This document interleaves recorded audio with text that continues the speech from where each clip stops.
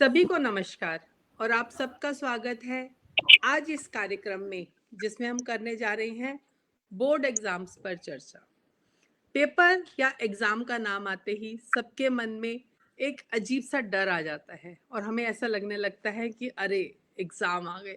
और मैं ये देख रही हूँ कि आजकल बच्चों से ज़्यादा उनके जो पेरेंट्स हैं, अभिभावक हैं, वो ज़्यादा भयभीत रहते हैं सबसे। वो ज़्यादा प्रेशर लेते हैं बच्चों से ज़्यादा, और वो इतना प्रेशर लेते हैं कि वो प्रेशर बच्चों के ऊपर भी ट्रांसफ़र हो जाता है। तो इन एग्ज़ाम्स में हम बच्चों की मनन स्थिति को किस तरह से नॉर्मल रखें, खुद भी शांत रहें, और किस तरह पिछले समय से अभी जो समय चल रहा है, बोर्ड के एग्ज़ाम्स का स्वरूप किस तरह बदल गया है। तो इस सब पर चर्चा करने के लिए आज हमारे साथ बहुत सारे शिक्षक हैं। मैं आप सबका स्वागत करती हूँ। सबसे पहले सोनिया सरीन मैम, आपका बहुत बहुत स्वागत है। मैम लवली पब्लिक स्कूल में टीचर हैं। हरि नारायण जी, आपका बहुत बहुत स्वागत है, और नमस्ते। आप एक बहुत ही मुश्किल सब्जेक्ट जिसको माना जाता है संस्कृत के अध्यापक हैं। और हमारे नमस्ते। बीच में है एक नई उभरती हुई शिक्षिका रानी। रानी, आपका भी बहुत बहुत स्वागत है। और हमारे साथ है एक प्रिंसिपल डॉक्टर ईशा भारद्वाज। ईशा जी, आपका बहुत बहुत स्वागत है। और लम्हे जिंदगी की संस्थापिका पूजा भारद्वाज जी, वो भी हमारे साथ हैं। मैं ज्योति जुल्काराम, मैं एक दिल्ली के गवर्नमेंट स्कूल में प्रिंसिपल हूँ। मैं आप सबका इस कार्यक्रम में स्वागत करती हूँ। तो हम इस चर्चा को बढ़ाना चाहेंगे आगे। बोर्ड एग्जाम्स का प्रेशर किस तरह से पेरेंट्स को और बच्चों को परेशान कर रहा है, और इसका उनकी ज़िंदगी में क्या असर पड़ रहा है, टीचर्स के ऊपर क्या असर पड़ रहा है, और ये घर, परिवार और समाज को किस तरह बदल रहा है। इस पर आज हम एक चर्चा करने चाहेंगे। सबसे पहले मैं आज बात करूंगी उससे जिसने हम सब में से सबसे रिसेंटली एग्ज़ाम दिया है। बोर्ड का हम सब ने ही दिया, लेकिन जिसने रिसेंटली दिया, यानी कि अभी पिछले कुछ सालों में ही दिया। तो रानी, मैं सबसे पहले आपसे ही जानना चाहूँगी, आप नई जनरेशन के बहुत क्लोज हैं, तो आपको अपना एक्सपीरियंस भी बताइए कि आपके बोर्ड एग्जाम के वक्त कैसा आप लोग थे, आपके घर का माहौल कैसा था, आपकी अपनी मनस्थिति कैसी थी। तो मैं पहले आपसे इस बारे में जानना चाहूँगी। बहुत बहुत आभार आपने मुझे मौका दिया। एक्चुअली मैंने अभी 2022 में ही बोर्ड का एग्जाम दिया था। अब हालांकि ओके मेरी ग्रेजुएशन कंप्लीट हो चुकी है, मैं मास्टर्स कर रही हूँ। तो एग्जाम्स जी। जब होते हैं ना तो हमें डरा दिया जाता है। इतना ज्यादा स्कूल की तरफ से प्रेशर होता है, घर की तरफ से प्रेशर होता है, इतना ज्यादा मेंटली हम लोग इतना स्ट्रेस्ड हो जाते हैं, इतना ज्यादा चीजें हो जाती हैं कि ये होगा, जिसकी वजह से जो कंसंट्रेशन होता है ना स्टडीज पे वो भी खराब हो जाता है, हेल्थ पर भी इफेक्ट पड़ता है। क्योंकि ये चीजें हमें इस तरीके से नहीं बताई जाती कि हाँ ये चीजें हैं, इतना चीजें कॉन्सेप्ट बेस्ड है या ये नहीं है। इतना ज्यादा हमें नर्वस कर देते हैं, इतना ज्यादा डरा देते हैं, ऐसा होगा, क्वेश्चन इस टाइप के होंगे। हालांकि होते भी है, समटाइम्स ऐसा होता है कि कुछ कुछ क्वेश्चंस बहुत टफ आ जाते हैं, बट स्टिल इतने भी नहीं होते जितना कि हमें प्रेशर दे दिया जाता है घर की तरफ से। और हम प्रेशर में होते ही होते हैं, हमारे घर वाले भी प्रेशर में होते हैं। हमारी जो मम्मी होती हैं स्पेशली, वैसे तो सभी होते हैं पेरेंट्स वगैरह, लेकिन जो मोस्टली मम्मियाँ होती हैं, जब तक हम स्टडीज कर रहे होते हैं वो भी नहीं सोती। कॉन्स्टेंटली कभी कभी ये खा लो, ये पी लो, मतलब एक तरीके से हमारा सिर्फ एग्जाम नहीं होता, हमारे पेरेंट्स का भी एग्जाम होता है। तो मेरा जब एग्जाम था 12th में, तो मेरे को मेंटली बहुत ज्यादा प्रेशर हो गया था, जिसका इफेक्ट मेरे हेल्थ पे भी पड़ा था। तो ये था मेरा बोर्ड ये एग्जाम का ये experience। हम देखते हैं कि बोर्ड एग्जाम्स में कई बच्चों को वॉमिटिंग, लूज मोशन, बुखार, इस तरह की समस्याएं भी आती हैं। तो ये भी बहुत देखने में आता है। तो आप इस प्रेशर से ओवरकम कैसे हुए? मैंने कुछ स्ट्रेटजीज अपनाई थी। जैसे हम्म। हमें क्या होता है ना, यूजुअली ज्यादातर स्टूडेंट्स ये कहते हैं कि बहुत ज्यादा पढ़ना, ओवर स्टडी कर लेते हैं। हालांकि हमें ये करना चाहिए कि जब बोर्ड एग्जाम हो तो हमें बोर्ड एग्जाम से 2-3 दिन पहले तक अपना रिवीजन, अपनी सारी स्टडीज कंप्लीट कर लेनी चाहिए। हम क्या करते हैं, मोस्टली बच्चे क्या करते हैं कि एग्जाम से पहले, कल एग्जाम है, वो रात रात भर रट्टा मार रहे हैं, रात रात भर कॉन्सेप्ट क्लियर कर रहे हैं, जिसकी वजह से क्या होता है कि बहुत सारी चीजें माइंड में आ जाती है और सब कुछ एंड टाइम पे ना सब कुछ मिक्सअप हो जाता है। तो मेरा जब एग्जाम था तो मैंने सारी स्ट्रेटजीज क्लियर रखी थी कि मुझे बोर्ड एग्जाम से, जैसे एग्जाम, अगर मेरे जो एग्जाम स्टार्ट हुए थे वो हुए थे 18 फैब से ही स्टार्ट हुए थे, और मैंने अपना ये सारा जितना भी सिलेबस था, सारी चीजें थी, सब कुछ पहले ही कंप्लीट कर ली थी, और मेरा कॉन्सेप्ट बिल्कुल क्लियर था कि एग्जाम से पहले ही मुझे सब कुछ क्लियर करना है, स्ट्रेस नहीं लेना है।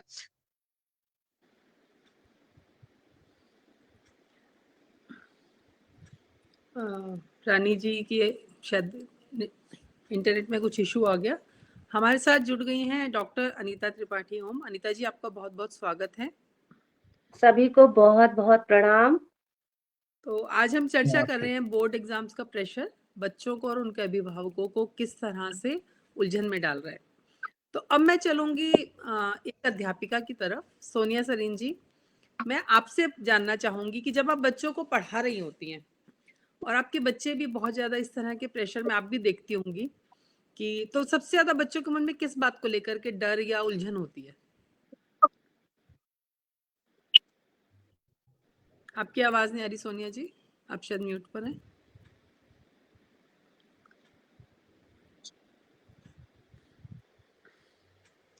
नहीं, अभी भी नहीं आ रही। क्या किसी और को आ रही है इनकी आवाज़? नहीं, सोनिया जी नहीं आ रही आपकी आवाज़। हाँ, आप दोबारा से एक बार ज्वाइन कीजिए सोनिया जी, आपकी आवाज़ नहीं आ रही। तो मैं चलती हूँ हरिनारायण जी की तरफ। जी। हरिनारायण सर, आपसे ही जानती हूँ, आप भी एक टीचर हैं और आपके पास बच्चे जब आ रहे होते हैं बोर्ड के एग्जाम से पहले, तो आप किस तरह के चेंजेस उनमें देखते हैं? किस तरह का प्रेशर वो फेस कर रहे होते हैं और एज ए टीचर आप उनको किस तरह गाइड करते हैं? जी, देखिए, एग्जाम शब्द ही नहीं ऐसा सर, है। आपकी भी आवाज नहीं आ रही। क्रैक हो रही है आपकी आवाज भी। परीक्षा शब्द ही ऐसा है। नहीं आ रही। नहीं आ हेलो, रही क्या आवाज। रानी आपको आ रही जी, है? आप मुझे सुन पा रहे हैं? नहीं, हाँ हमें जी। आ रही है आवाज। ज्योति जी, आ रही है सर की आवाज। अच्छा, मुझे हरिनारायण जी की नहीं आती, मुझे अब सोनिया जी की आ रही है। Hello everyone, myself Sonia Sareen. I'm PGT Political Science and Sociology at Lovely Public School. From last 26 years, I am in the teaching process. और सबसे बड़ी बात जो ये है ना कि फोबियाज पेरेंट और टीचर ने ही क्रिएट किया हुआ है स्टूडेंट्स के लिए। जी। हम ही हाइपर कर देते हैं बच्चों के रिजल्ट को लेकर, उनके एग्जाम्स को लेकर। बोर्ड आने वाले हैं, पढ़ लो पढ़ लो पढ़ लो। बट आई थिंक कि बच्चा अगर प्री प्लान होता है, अगर बच्चे ने रिवीजन प्रॉपरली की हुई है, बच्चे के गोल्स अगर उसके बिल्कुल फर्म है, तो वो पैनिक नहीं करेगा। लेकिन यहाँ पर स्कूल में हर तरह के आईक्यू लेवल का बच्चा आता है, हर तरह का बच्चा होता है। कुछ ऐसे बच्चे होते हैं जो गोल ओरिएंटेड होते हैं, वो पहले से ही प्री प्लान होते हैं। कुछ ऐसे बच्चे होते हैं जो डाइवर्टेड होते हैं, वो सारा टाइम अपना मैनेज नहीं करते हैं और वो खेल कूद में, अपने फ्रेंड्स में और सब एक्टिविटीज में अपना टाइम खराब करते हैं। उन लोगों के लिए फिर स्ट्रेस जो है ना, इनिशियल लेवल से स्टार्ट होती है, फैमिली में भी जाती है, स्कूल लाइफ में भी जाती है, और वो एक पैनिक क्रिएट करती है। वो जो पैनिक होता है ना, वो जो डर होता है, वो जो फियर होता है, फोबिया होता है, वो उनकी हर एक स्फेयर को, चाहे वो मेंटल लेवल हो, चाहे वो फिजिकल लेवल हो, साइकोलॉजिकल हो, हर एक स्फेयर को इन्फ्लुएंस करता है। अब उसके चक्कर में बच्चा जो है, खाना पीना, स्लीप डिस्टर्ब होती है उसकी, है ना। तो मैं as a counsellor, as a teacher अपने बच्चों को ये कहती हूँ कि बेटा अपना एक टाइमली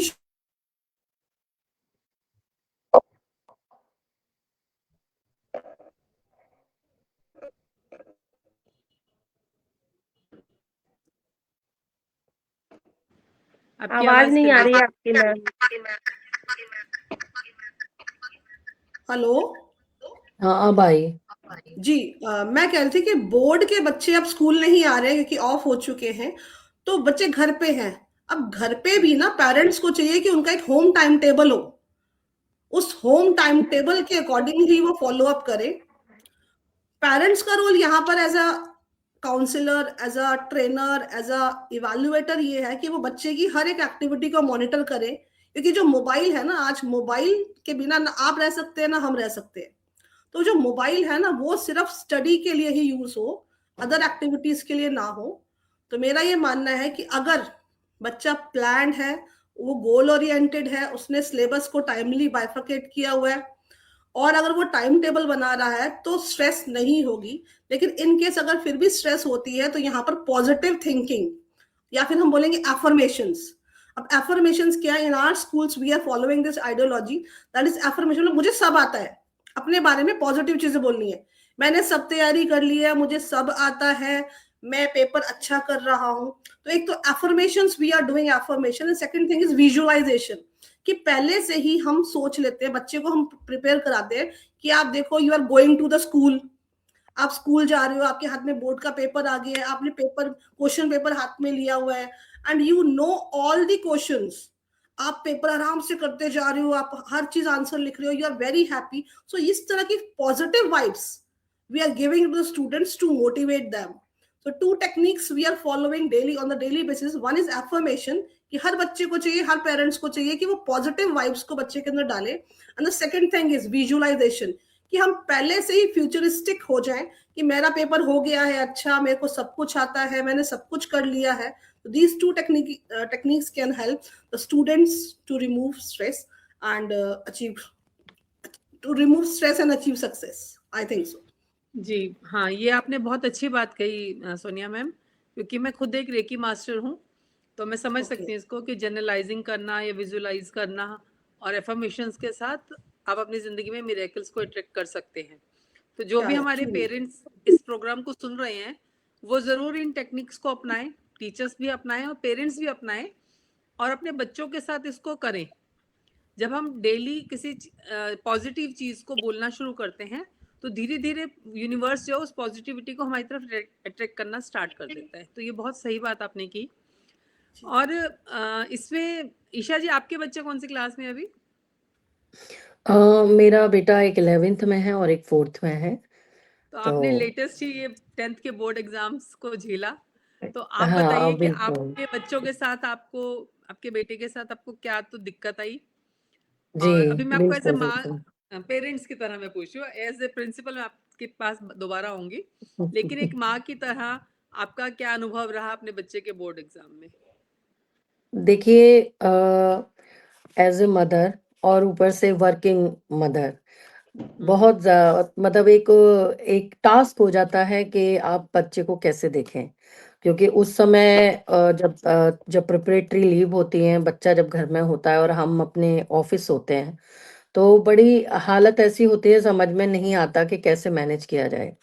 तो मैंने तो कैमरा लगवा दिया था रूम में, और कैमरे से मैं अपने बच्चे को मॉनिटर करती थी, और वहीं पे दो मोबाइल हुआ करते हैं, तो एक को मैं अपने ओपन करके रखती थी, उस पे नजर रखती थी, और एक मेरे ऑफिशियल वर्क के लिए रहता था। देखिए, मैं एज ए मदर कुछ ऐसी चीजें मैंने थोड़ी सी डिफरेंट करी जो मुझे ऐसा लगा कि शायद हर पेरेंट्स को करनी चाहिए। ना तो देखो, आप बच्चे को अगर मोबाइल और ये एक तरह से देना अब हमारी मजबूरी हो गई है, मोबाइल हुआ, लैपटॉप हुआ, तो उसका सॉल्यूशन क्या हो सकता है? तो हमने उस सॉल्यूशन पे वर्क किया था, मैंने और मेरे हस्बैंड ने। तो हमने पेरेंटल ऐप का यूज किया था, और ये मैं हर पेरेंट्स को बताना चाहूंगी कि पेरेंटल ऐप सीरियसली एक बहुत अच्छी चीज है, जिसने मुझे एक, कहते हैं ना, कुछ कुछ हद तक मेरी जो टेंशन थी उसको मेरे को रिलीज किया।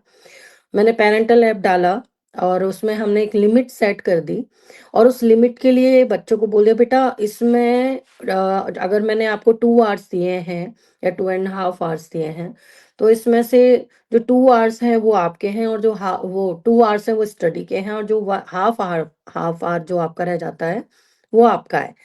तो बच्चा ना बड़ा इस चीज से एक रिलीज उसको मिलता है कि हाँ, मेरे को बिल्कुल ऐसा बाउंडेशन नहीं है कि मैं सिर्फ पढ़ने के लिए मोबाइल लूंगा या सिर्फ पढ़ने के लिए मैं लैपटॉप लूंगा। तो हमने उसको इस तरह से किया था कि उसको हमने पढ़ाई का पहले बोलने से मैंने पर्सनली उसको पहले बोला, आधा घंटा तेरा है, 2 घंटे तुझे पढ़ाई करने हैं। तो जो आधा घंटा तेरा है, उसने जो सुना, उसको उससे बड़ा पहले एकदम ऐसे हो गया कि हाँ भाई, थोड़ा बहुत। क्योंकि मैं बिलीव करती हूँ कि बहुत ज्यादा हम बच्चे को अगर सिर्फ और सिर्फ एग्जाम के टाइम पे प्रेशराइज करते हैं ना, तो वो भी एक बहुत बड़ी समस्या है। बच्चे को मानसिक तरह से वो तोड़ देती है, एक तरह से ना, जो मोस्टली हम पेरेंट्स करते ही हैं, कहीं ना कहीं जाने अनजाने हमसे हो जाता है। लेकिन मेरी हमेशा से ये कोशिश रही कि मैं अगर उसका जो खेलने का टाइम जहाँ पे वो 2 या 3 घंटे जाता था, वहाँ उसको 1 घंटा मैं जाने दूँ। तो मैंने उसको 1 घंटा उसको फुटबॉल बहुत पसंद है, मैंने उसको बिल्कुल जाने दिया, उसको बिल्कुल नहीं रोका। और खेलना मतलब क्या करते हैं, जो मैं देखती हूँ, जो मुझे समझ आता है, पेरेंट्स क्या करते हैं, बिल्कुल बैन कर देते हैं खेलना, कूदना, कि आप मोबाइल में गेम नहीं खेलोगे, कि आप ना गॉसिप नहीं करोगे फ्रेंड्स के साथ में, अगर आपका कोई फ्रेंड घर आ रहा है तो बाहर के बाहर उसको भगा रहे हैं, ये सब नहीं करना। बच्चे को भी एक ना अपना, हम भी हैं, हमें जिस चीज़ की आदत होती है, अचानक से हमसे वो चीज़ ले ली जाए या वो हम पे बैन लगा दिया जाए, तो हमारे लिए कि वो अलग तरह का एक ट्रॉमा हो जाता है। वो नहीं बिल्कुल। करना है, कहीं न कहीं सेव करना है हमें हमारे बच्चे को, तो उसके लिए हमें कुछ उसके उसके जो खुद के जो कुछ घंटे हैं, वो उसको हमें बिल्कुल। देने ही पड़ते हैं। और वो देने से ना एक बैलेंस बन जाता है। टाइम टेबल देखिए, वो टाइम टेबल बनाना तो बिल्कुल कंपल्सरी है, वो तो ज़रूर बनाएँ। लेकिन क्या होता है कि मोस्टली पेरेंट्स मैंने देखे हैं, ये भी करते हैं कि लगातार बच्चे को पढ़ने दे रहे हैं, ये नहीं। 1 घंटा, फिर उसके बाद में कम से कम 15-20 मिनट का, आधा घंटे का बच्चे को गैप दो। और अगर हो सके तो ऐसा तो है नहीं कि आप 24 में से और आप ये सोच लो कि 12 घंटे बच्चा पढ़ ले, तो वो तो पॉसिबल है नहीं, उसको नींद का भी प्रॉपर देना। और क्या होता है, हुँ, हुँ। एक एक कहते हैं कि जो टीनेज बच्चे होते हैं ना, उनको जो नींद आती है, वो बहाना नहीं मार रहे होते हैं। उनको सच में नींद आती है और उनको उस नींद की ज़रूरत भी होती है। तो अगर बच्चा कह रहा है कि मुझे नींद आ रही है, मुझे रेस्ट करना है, तो उसको वो रेस्ट देना बहुत ज़रूरी है। उसको वो एक मेंटल पीस बहुत, और आज के टाइम में तो बहुत ही ज़रूरी, क्योंकि स्क्रीन टाइम बढ़ बिल्कुल, गया है ना? बिल्कुल। स्क्रीन टाइम बढ़ गया है, तो आज के टाइम में तो इन चीज़ों का मैं ये पॉइंट्स ये नहीं गिनाऊँगी कि पेरेंट्स को पढ़ाई के लिए ये करना चाहिए, वो करना, मैं गिनाऊँगी कि बच्चे को थोड़ा-सा रिलैक्स कराने के लिए हम एज़ अ मदर क्या कर सकती हैं। तो अगर जी। बच्चा, पहला पॉइंट, आप पैरेंटल ऐप का यूज़ करें। हम एप्लीकेशंस इतनी सारी डालते हैं, पैरेंटल ऐप डालना बिल्कुल मुझे लगता है मैंडेटरी है, आप डालिए। और उसमें टाइम सेट कीजिए और उसमें आधा घंटा बच्चे को उसका अपना दीजिए, बाकी का आप उसको देखते रहिए, क्या कर रहा है, क्या नहीं कर रहा है, वो आपको सब पता लग जाएगा, कौन-सी ऐप उसने खोली है, क्या वो पढ़ रहा है, क्या वो कर रहा है, आपको सब पता चलेगा। दूसरा पॉइंट, कि अगर बच्चा खेलने जाता है, उसका रूटीन है अगर डेली जाने का, तो उसको जाने दें, जहाँ वो 3 घंटे जाता है, वहाँ उसको 1 घंटा उसको बिल्कुल उसका दिया जी। जाए, जो है उसका। तीसरा पॉइंट, अगर बच्चा सोना चाहता है, तो उसमें वो कोई बहाना नहीं मार रहा है, वो कुछ गलत नहीं कह रहा है, उसको सच में उसको नींद आ रही है। और अगर चौथी बात जो सबसे मेन है, अगर बच्चा बार-बार टॉयलेट जाता है, बार-बार पानी पीने के लिए जाता है, इसका मतलब आप उसको मॉनिटर करें, उसको सच में स्ट्रेस हो रहा है। तो उसको आप ना ये इन चीज़ों का मुझे लग रहा है जब आप ध्यान रखेंगे, तो इनमें वो सारी चीज़ें भी आ गई, जो हम एज़ ए मदर हम लोग करते हैं कि पढ़ो, पढ़ो, पढ़ो, पढ़ो, वो चीज़ ऑटोमैटिकली आ गई, बट ये पॉज़िटिव वे में चला गया कि आपने बच्चे को थोड़ा-सा रिलैक्स करने के लिए इन पॉइंट्स का ध्यान रखा। तो बच्चा ना उसको फिर उसी तरह से लेगा, कि वो ये नहीं लेगा कि मैं बहुत ज़्यादा पढ़ रहा हूँ, वो ये लेगा कि मेरा रूटीन ज़्यादा डिस्टर्ब नहीं हुआ है और मुझे पढ़ना भी है, और वो मर्ज़ी से पढ़ेगा। तो मेरे पॉइंट्स थोड़े से मतलब हैं वो ही, बस ये कि मेरा थोड़ा तरीका डिफरेंट हो जाता है, मैं थोड़ा इसको पॉजिटिव वे में लेकर जाती हूँ, और उसका इफ़ेक्ट ये रहा कि एज़ ए मदर, एक as a working women, as a working mother, मैं जहाँ बहुत टेंस थी, ऑब्वियसली मदर हूँ, टेंशन में रहना बहुत वो कहीं नहीं जाएगा, घर भी देखना और बच्चों को भी देखना और बच्चे का बोर्ड भी देखना। लेकिन जहाँ मुझे टेंशन थी कि पता नहीं मेरा बच्चा क्या स्कोर करेगा, बहुत अच्छा स्कोर किया मेरे बच्चे ने, प्राउड फील कराया मेरे बच्चे ने, और फिर मुझे खुद पे भी प्राउड हुआ कि हाँ, मैंने जो चीज़ें करी वो मेरे पॉज़िटिव निकल के आई, तो आई थिंक ऐसा करना चाहिए। बिल्कुल सही कहा आपने ईशा जी, बहुत सारी बातें आपने बताई जो अभी जिन बच्चों के अब एग्ज़ाम्स चल रहे हैं, उनके पेरेंट्स के लिए वो बहुत सहायक सिद्ध होंगी। क्योंकि मुझे ध्यान है कि जब हम लोग बोर्ड एग्ज़ाम में थे, उस वक़्त मार्क्स का इतना हुआ नहीं था बिल्कुल, कि आपको 90, 95, 100% लाने ही लाने हैं। और अगर आपकी फर्स्ट डिवीज़न भी आ जाती थी, तो ये बहुत बड़ी अचीवमेंट मानी जाती थी। तो बिल्कुल, अभी जो हो गया है कि अब हम देखते हैं कि 100 मार्क्स से 99 के बीच में ही 10 बच्चे आ जाते हैं। मतलब 99.1, 99.2 इस तरह भी आ जाते हैं। और जो एक सोसाइटी का भी प्रेशर बना हुआ है ना हमारे ऊपर, वो भी बहुत मायने रखता है कि आपके नेबर्स का, आपके सोसाइटी के और लोगों का, आपके रिलेटिव्स का जो प्रेशर है वो भी आपके ऊपर बहुत प्रभाव डालता है बच्चों, क्योंकि जब आप बाहर जाकर कुछ लोगों से बात करते हैं और आपको पता चलता है कि उसके बच्चे के इतने नंबर आए या उसने ये अचीव करा, तो कहीं ना कहीं मन में आपके अंदर भी अपने बच्चे को लेकर के वो एक कंपैरिजन स्टार्ट हो जाता है वहीं का वहीं। और मैंने हाँ, ये इसमें बहुत बार मैं देखा एक छोटी सी, बिल्कुल मैं एक छोटी सी आपको एक और बात बताए, कंपटीशन को मैं बिल्कुल नहीं मानती कि कंपटीशन करना चाहिए, बट हेल्दी कंपटीशन तो मैंडेटरी है। आप बजाय बच्चे को ये कहने के कि उसके बच्चे ने इतना स्कोर करा, उसके आप अपने, अगर आपका बच्चा आपको बता भी रहा है ना, अरे मम्मा उसका एग्जाम ऐसे हुआ वैसे हो गया, बेटा मुझे किसी से कोई मतलब नहीं है, मुझे सिर्फ और सिर्फ आपसे मतलब है। आप पढ़ के आपके जो स्कोर लाएंगे ना, मेरे लिए वो सबसे ज्यादा होंगे, मैं उसका ढिंडोरा पीटूंगी अगर वो अच्छा है, तो ऐसे बोलिए, ना कि ऐसे कि उसके अच्छा है। तो ये कंपटीशन में बिलीव ना करके हेल्दी कंपटीशन, और बच्चों को ये बोलो कि बेटा अगर बाई चांस अगर आप किसी अच्छे बच्चे से कंपेयर नहीं करो, जस्ट डिस्कस करो। और अगर बच्चा कहता है कि मम्मा आप ऐसे कंपेयर कर रहे हो ये वो, तो बेटा दिस इज नॉट कंपैरिजन, हम आपको हेल्दी कंपटीशन में ले रहे हैं, और ये बहुत जरूरी है। अगर ये नहीं होगा तो आप खुद भी आगे नहीं बढ़ पाओगे। तो बजाय कंपटीशन ना लेकर के इसको हेल्थी हेल्दी कंपटीशन में कन्वर्ट करें, और वो एज ए मदर आप ही को करना पड़ेगा बच्चों को, बड़े ही आराम से, बहुत ही प्यार से समझाते हुए। तो ये प्रेशर तो देना बेकार है बिल्कुल। बिल्कुल और हमें बच्चों को पहले, ये बिल्कुल बहुत ज़रूरी है कि उनको अपनी ही क्षमताओं को पहले पहचानना है, और सबसे बड़ी एग्जैक्टली, बात उनके दिमाग में ये डालनी कि बेटा आपका कंपटीशन किसी और से नहीं, खुद से है। खुद से अगर है। मान लीजिए आपके पिछले एग्जाम में 35% आए थे, तो आपने थोड़ा एफर्ट किया और आपके 40 आ गए, तो मुझे लगता है पेरेंट्स को इस चीज़ को भी सेलिब्रेट करना चाहिए। हम जिंदगी में सेलिब्रेशन के बिल्कुल लिए बहुत बड़ी बड़ी खुशियों का इंतजार करते रह जाते हैं, और जिंदगी के खुशियों के छोटे छोटे पल जो हैं वो गवा बैठते हैं।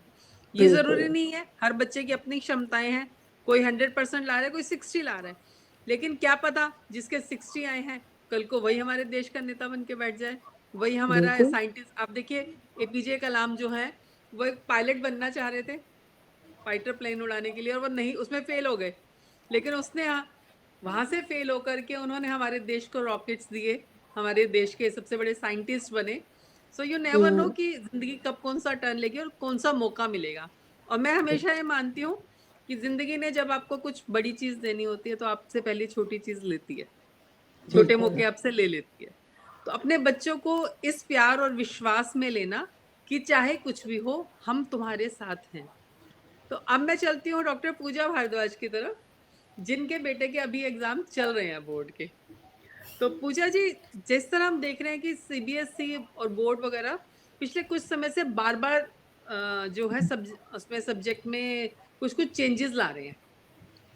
हम लोग देखते हैं जैसे हमारे टाइम पर, बल्कि अब अगर पढ़ाई का प्रेशर देखें, जब हमने बोर्ड के एग्जाम दिए थे तो पूरी की पूरी किताब आती थी। अब जबकि वैसा नहीं है, लेकिन टॉपिक्स चेंज हो जाते हैं, आपका जो करिकुलम है वो चेंज हो जाता है। तो इस तरह से बच्चों को किस तरह की परेशानियां आ रही है, और आप आजकल किस तरह की स्थिति में गुजर रही है, ये बताइए।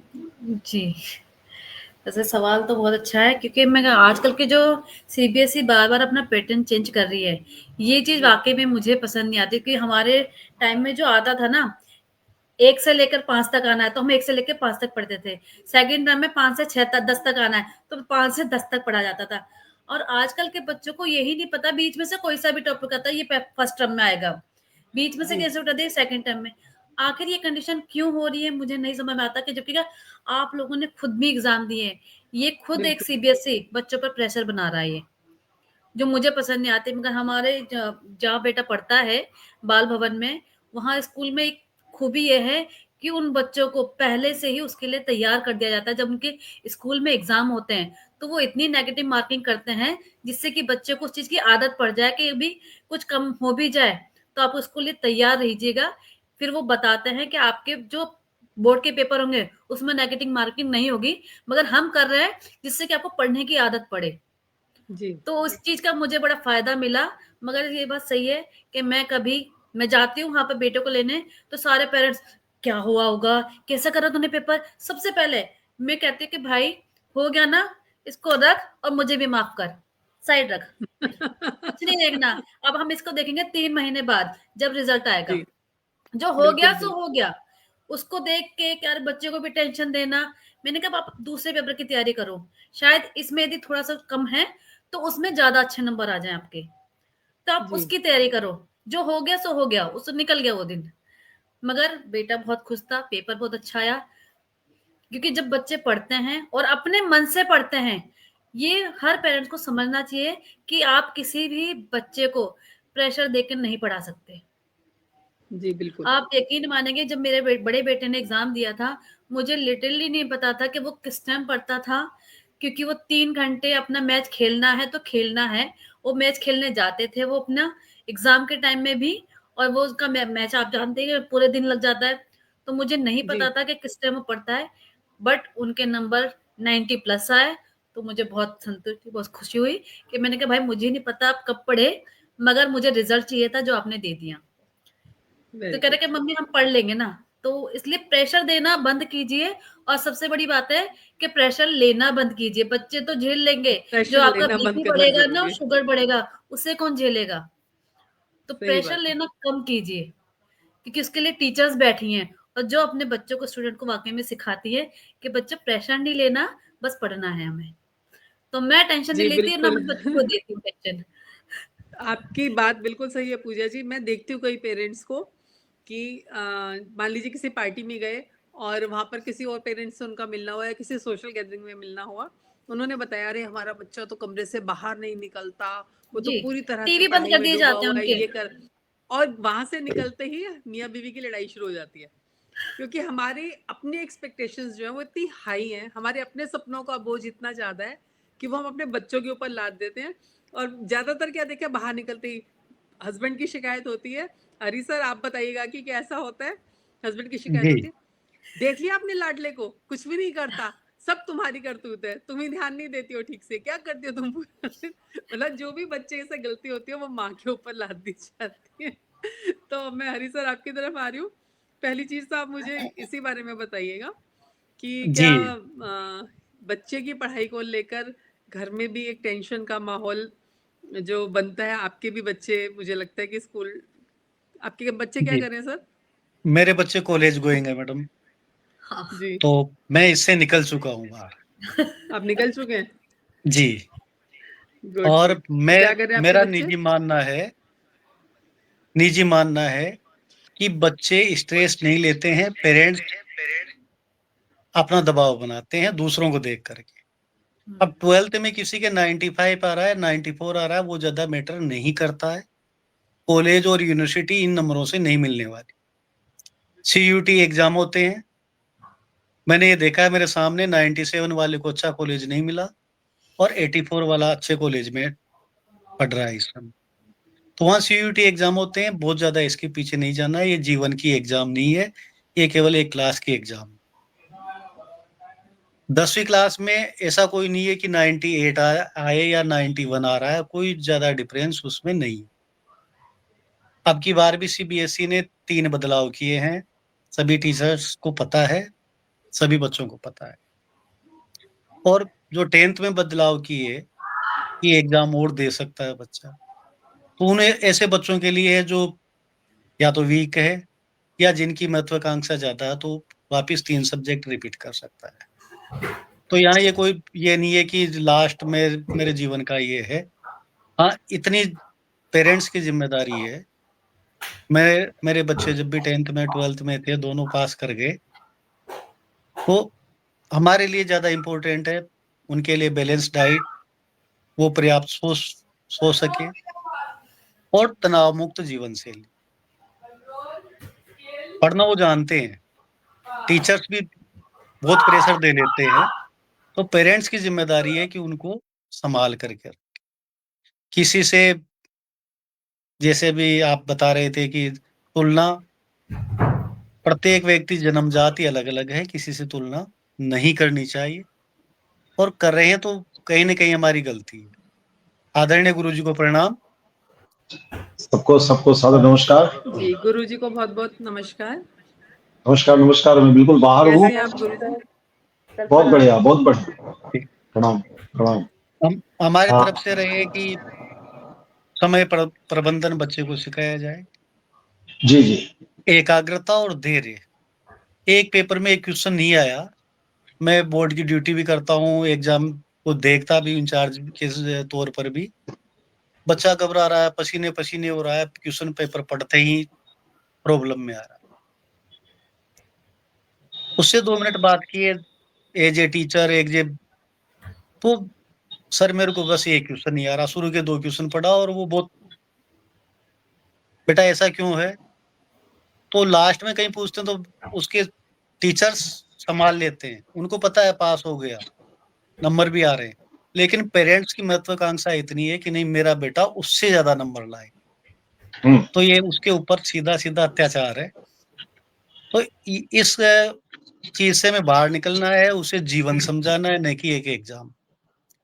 और आज के समय की बात नहीं है, हमारे वरिष्ठ पहले के निदा फाजली ने बहुत पहले लिखा था एक शेर कि स्वर्णकारों ने स्वर्ण को दिया अग्नि में डाल, पानी पानी बया देख परीक्षा काल। तो परीक्षा का नाम ही ऐसा है, स्वाभाविक तौर पर थोड़ा सा तो डर होता ही, लेकिन as a teacher, as a parents, हमारा छोटी छोटी 4-5 चीजें मैं बच्चों के लिए या पेरेंट्स के लिए बताना चाहूंगा कि दिल्ली में, स्पेशल दिल्ली में बहुत सारे इवेंट चलते हैं, तो एक तो टाइम पर उनको पहुंचा दें।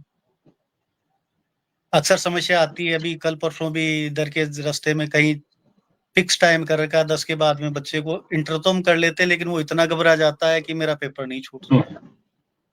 और कुछ इवेंट्स चलते रहते हैं दिल्ली में, तो कभी कभार जाम की प्रॉब्लम हो जाती है।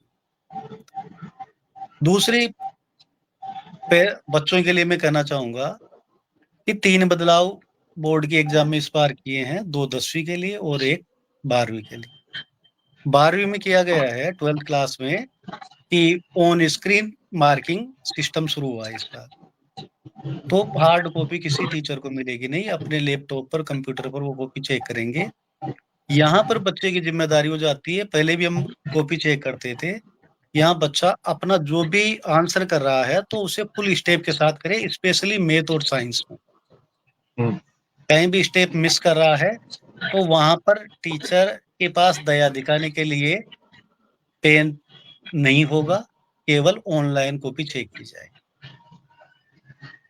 10th में बदलाव है, जो बच्चे की तरफ से ध्यान रखने की बात है कि एसएसटी और साइंस दोनों का पेपर अभी होना बाकी है। सेक्शन वाइज आंसर करना है, सेक्शन को चेंज कर गए तो वो कॉपी चेक नहीं होगी। साइंस में 3 पार्ट है, सेक्शन ए बी सी। ए के सारे क्वेश्चन ए सेक्शन में करे, बी के बी में, सी के सी में। और एसएसटी में 4 पार्ट बनाए हैं, पहले पार्ट का पहले में, दूसरे का दूसरे में, तीसरे का तीसरे में और चौथे का चौथे में करे। बाकी 18 साल मेरे को कॉपी चेक करते हो गए, बोर्ड की कॉपी में सबसे इजी मार्किंग होती है। हम 9th में बहुत ज्यादा हार्ड मार्किंग करते हैं कि अगले बार हमारे पास बहुत अच्छे क्रीम बच्चे जाए, हमारा अच्छा रिजल्ट रहे, अच्छी चीज रहे, तो उससे मुश्किल 10th नहीं होती। और दूसरी चीज, टीचर, पेरेंट्स, बच्चा अप्रैल में आया तब से ही उसके पीछे लग जाते हैं, तू बोर्ड की क्लास में है, तेरे को पढ़ना है, एक्स्ट्रा पढ़ना, तो बच्चा पढ़ता भी है। और उसका ध्यान रखना छोटे छोटा वो जरूरी है, वो एग्जाम के पहले इस समय उसे अच्छा खाना खिलाए, उसकी हॉबी के लिए कुछ टाइम निकाले, उसे बहुत प्रेशराइज नहीं करे। और समय प्रबंधन, धैर्य, एकाग्रता जो जीवन के लिए उपयोगी है। एग्जाम बहुत छोटी चीज है, एक सब्जेक्ट का एग्जाम बहुत बवंडर नहीं है। हाँ, वो इतना करे कि पढ़ ले आराम से, जितना कम प्रेशर हम उस पर रखेंगे उतना अच्छा रिजल्ट वो में दे पाए। उसके लिए अगर कोई बच्चा, जैसे आप अभी बता रहे थे, हमें लगता है कि उसे कुछ पसीने आ रहा है, बार बार वो वॉशरूम जा रहा है, या थोड़ा सा दुखी दिख रहा है, तो हमें उसके माइंडफुलनेस, उस पर माइंडफुल ब्रीथिंग का ध्यान रखें। बता दे बेटा, पेपर भी करने से पहले जब कई बार बच्चा थोड़ा सा ऐसे रहता तो कहते हैं बेटा आंख बंद करो, 5 गहरी सांस लो, पेपर की तरफ देखना शुरू करो। बच्चा है वो अपने स्ट्रेस को दोस्तों के साथ गमा देता, कोई दिक्कत नहीं है उसे। लेकिन पेरेंट्स आकर के हमेशा मैं कहता हूँ कि आते ही पेपर के बारे में ना पूछिए, उसे खाने के बारे में पूछिए कि बेटा भूख लग रही है तो खाना खा लो। आते ही ये नहीं कि मैं टीचर हूँ, टीचर्स में सबसे बड़ी कमी होती है, आते ही गलती देखना शुरू कर देते हैं, बता पेपर में क्या-क्या छूटा। पहले उसे पानी के बारे में पूछिए, खाने के बारे में पूछिए, वो अपने आप बता देगा पेपर में क्या रहा। और पेपर को अगर हम सही तरीके से देखें तो उस दिन उस पेपर का कोई मिलाना नहीं है, दोबारा नहीं करवाना है, उसे रखो, खेलो, अगले पेपर की तैयारी करो। जो लिख दिए वो चेंज हो नहीं सकता। अगर कोई क्वेश्चन 2 गलत हो गए तो अगले 2 दिन उसका माइंड खराब रखेंगे, उससे अच्छा है पेपर रख, खा, खेल और अगले पेपर की तैयारी। वो सबसे अच्छा तरीका है और सब बच्चे कर लेते हैं। ऐसा कोई नहीं है, हर बच्चा जानता है, साल भर टीचर भी उसके पीछे प्री बोर्ड लिया, प्री बोर्ड लिया, फिर एग्ज़ाम से पहले टीचर लिया, फिर सब्जेक्ट टीचर को चेंज नहीं है, वो 5-5 सैंपल पेपर करवा रहा है। वो इतना प्रयास कर चुका है कि पेरेंट्स को उसके पीछे बस उसको वॉच करना, उस पर दबाव नहीं बनाना है। ऐसा मेरा जी, आपने बहुत अच्छी बातें बताई और स्पेशली जो आपने ये एग्ज़ाम के चेंजेस के बारे में बताया। इसके साथ-साथ अभी जो आपने बात की कि पूरा साल जो पीछे पड़े रहते हैं बच्चों के, तो मैंने कई घरों में ऐसा माहौल देखा है, मेरी खुद की सहेलियाँ हैं कई ऐसी, कि जहाँ बच्चा बोर्ड की क्लास में आया, 10th में आया, 12th में आया, तो पूरे साल माँ-बाप जो हैं वो खुद भी कहीं भी जाना छोड़ देते हैं, कि नहीं, इस छुट्टियों में हम कहीं नहीं जाएँगे, मेरे बेटे के बोर्ड के एग्ज़ाम हैं और मैं ऐसा अब इनफैक्ट मेरी एक फ्रेंड है, उसके हस्बैंड सीए हैं और उसकी नंद और डॉक्टर है और उनके देवर इंजीनियर हैं। तो जब उसका बेटा आया 10th में, 10th से लेके 12th तक 3 साल उसने हमारे साथ कोई प्रोग्राम नहीं बनाया कि मैं टीचर हूँ और मेरे घर में सब इतने हाई पोस्ट के हैं, कल को मेरे बच्चे का अगर सही जगह एडमिशन नहीं हुआ ना तो कहेंगे कि माँ घूमने में लगी रह गई और खुद तो टीचर थी, बच्चे को भी एक मीडियोकर बना करके छोड़ दिया। ये मैंने बहुत सारी जगह देखा है कि इस तरह करते हैं। लेकिन पेरेंट्स को ये समझने की ज़रूरत है कि माना एग्ज़ाम जो है वो ज़िंदगी का एक बहुत ज़रूरी हिस्सा है, लेकिन वो पूरी ज़िंदगी नहीं है।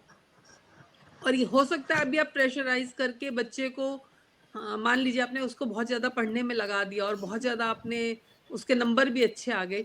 लेकिन यहाँ हमने बहुत जगह ये भी देखा है कि आपके कहने से बच्चे ने एक सब्जेक्ट ले लिया ज़बरदस्ती और वो पूरा सब्जेक्ट कर लिया, 11th-12th में साइंस ले ली या मैथ्स ले लिया, या हो सकता है बाद में भी उसने आपके कहने से इंजीनियरिंग या ऐसा कुछ कर लिया और बाद में बच्चा छोड़ करके कुछ और करने लग जाए। मैं अपनी ही बेटी की बात बताती हूँ कि मेरी बेटी की ड्राइंग बहुत अच्छी रही, बहुत अच्छी ड्राइंग और बहुत इंटेलिजेंट बच्चा। मतलब मैं बहुत प्राउड फील करती हूँ अपनी बेटी पर कि वो बहुत ही इंटेलिजेंट बच्ची है और हर फील्ड में ऑलराउंडर। तो ऐसी बच्ची और मैं खुद जो है अपने समय पर बीएफए करना चाहती थी, फाइन आर्ट्स में जाना चाहती थी, लेकिन कुछ सर्कमस्टांसेस ऐसे थे कि हमारी फैमिली में नहीं था लड़कियों को कोएड कॉलेज में भेजने का या कुछ ऐसा।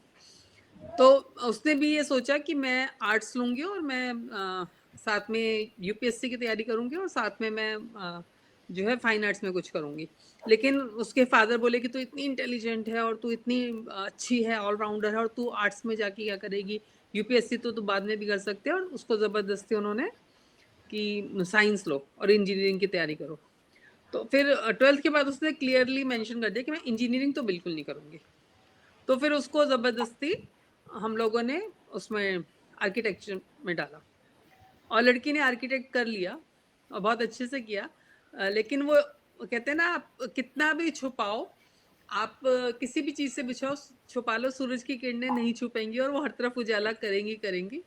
तो कॉलेज में उसकी जो ऑलराउंडर था वो होना स्टार्ट हो गया और उसको अपने कॉलेज में ही वो मिस फ्रेशर चुनी गई, फिर और भी कॉम्पिटिशन में जीतती चली गई और फिर उसका मिस इंडिया में सिलेक्शन हो गया जो उसका लास्ट ईयर था कॉलेज का।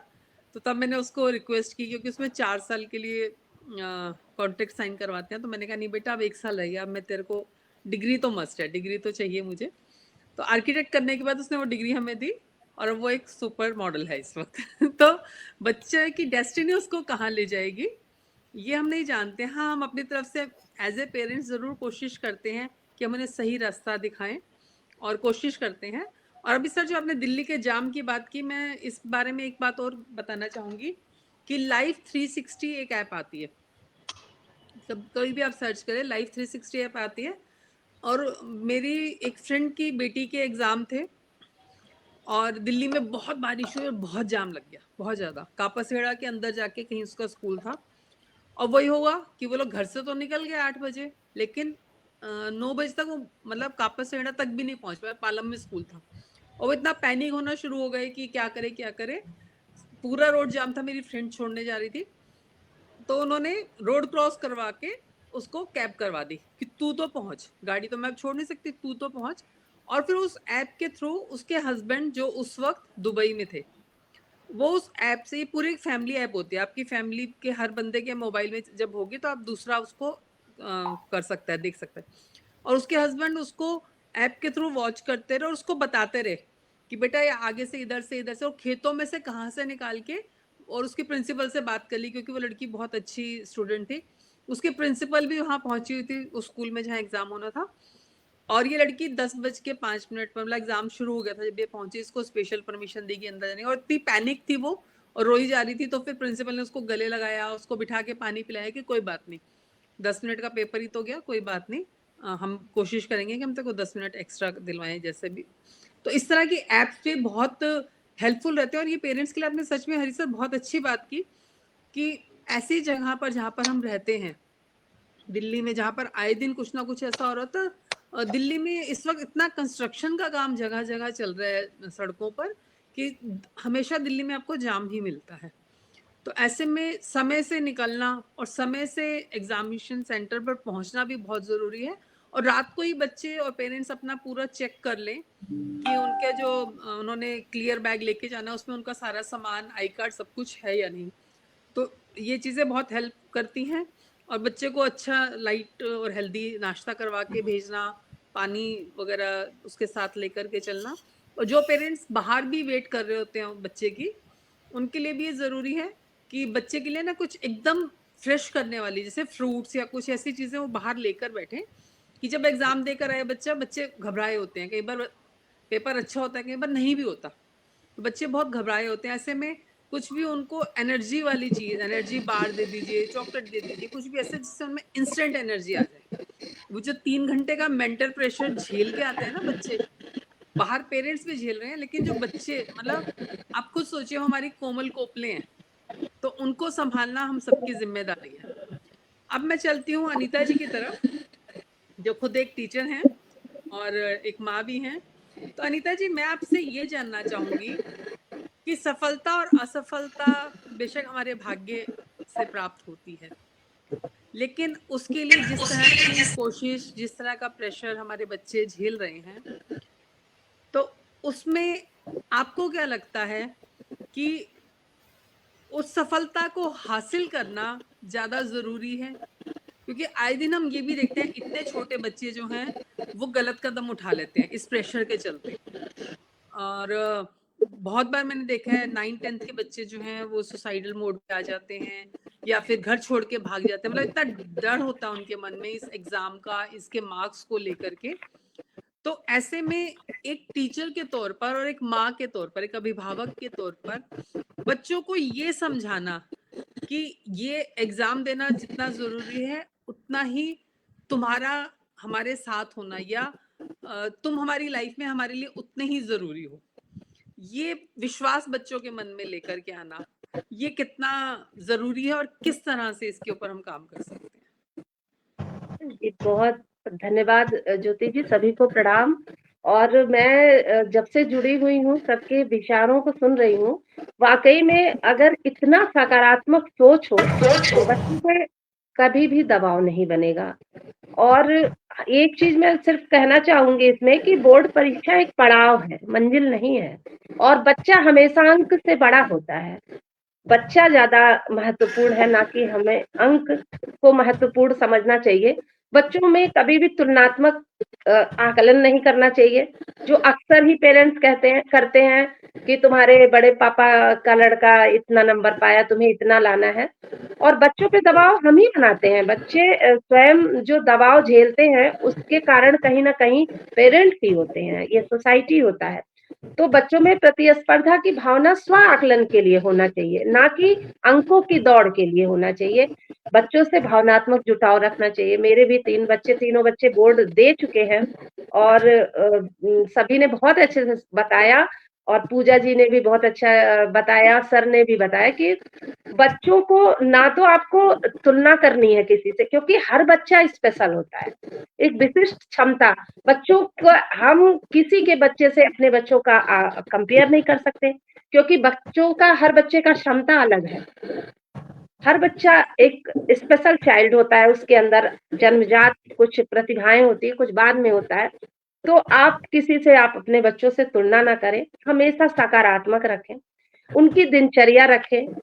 हाँ, बोर्ड एग्जाम में ये चीज ध्यान जरूर रखें कि अपने घर का माहौल बहुत ही सकारात्मक रखें, अनावश्यक भीड़ ना जमा करें मेहमानों की, और बच्चों का दिनचर्या, खान पान सब कुछ संयमित रखना है। कोई जंक फूड नहीं, संतुलित आहार दीजिए।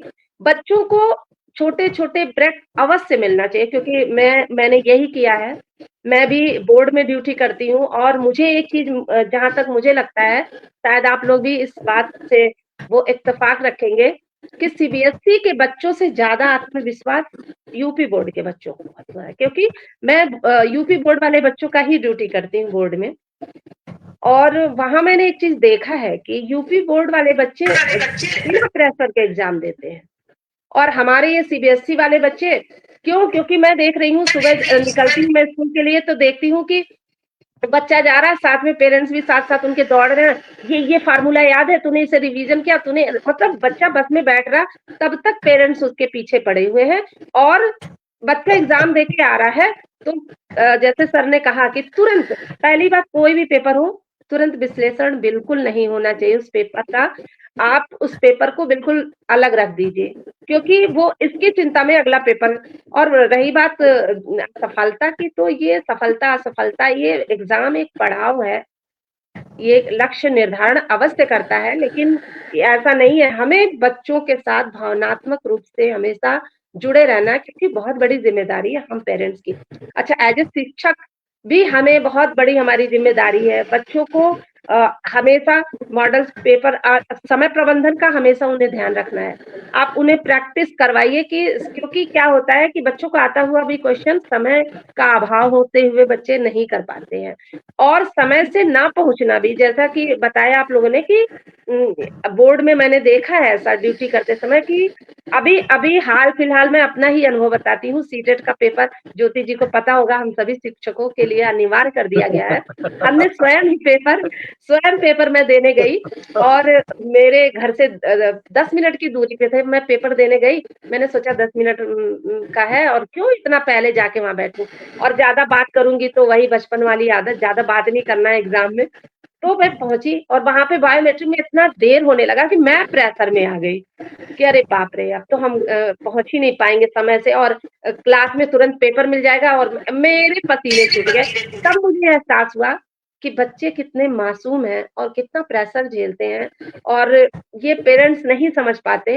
बच्चों को बहुत जरूरत होती है, सिर्फ भावनात्मक रूप से ना, कि कंपेयर मत करिए उनका, बस हम अपना जो हमारा 100% है उसे देना है। उन्हें ये समझाना है कि ये तुम्हारी सफलता या तुम्हारा लक्ष्य निर्धारण नहीं करेगा।